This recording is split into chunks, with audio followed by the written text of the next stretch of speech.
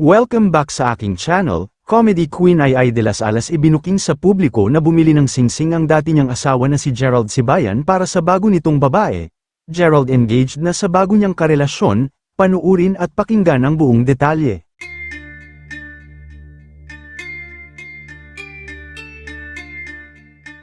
Mukhang hindi nga nagustuhan ng comedy queen na si Ai de las Alas ang balitang nakarating sa kanya patungkol sa dati niyang asawa na si Gerald Sibayan na bigla niyang tinawag na isang cheater. Sa kanyang Facebook page ibinahagi ng veteran actress ang isang photo message kung saan muli niyang ibinuking ang cheater at sinabing bumili pa raw ito ng singsing. Kutob ng komedyante, feeling niya may plano na raw ang taong tinutukoy niya na mag-propose sa jowa nito kahit hindi pa divorced sa kanyang asawa. Ayon sa kanyang ibinahagi sa kanyang Facebook page, si cheater bumili ng ring, ay wow pang engaged na, ha? Divorce na ba sila ni wifey? Hindi pa no. Ayon pa sa caption ng post ng komedyante, sabi ng mga soldiers, sana all, pagkakasyahin ko sa leg niya.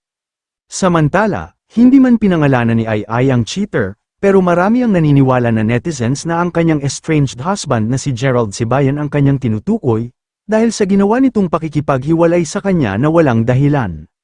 Kaya naman para sa mga netizens na kampi kay Ai de las Alas at nanggagalaiti sa galit kay Gerald na dating asawa ng komedyante, huwag daw pirmahan ni Ai ang divorce papers nila ni Gerald para hindi na ito makapagpakasal sa ibang babae, bawiin na rin daw niya ang green card ng nakahiwalay na asawa.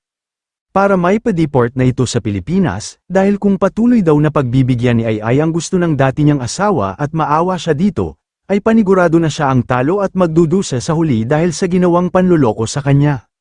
Samantala, matatandaan naman ng makapanayam si Ai ng kanyang kaibigan na si Boy Abunda sa Fast Talk noong nakaraang taon, ay inamin nito na posibleng dahilan ng biglaang pakikipaghiwalay sa kanya ni Gerald ay ang pagkakaroon ng ibang babae nito, at nagkatotoo na nga talaga. Kayo mga ka-showbiz, anong masasabi niyo sa ating showbiz topic ngayon? Kung may opinion kayo ay magkomento lang kayo sa aking comment section.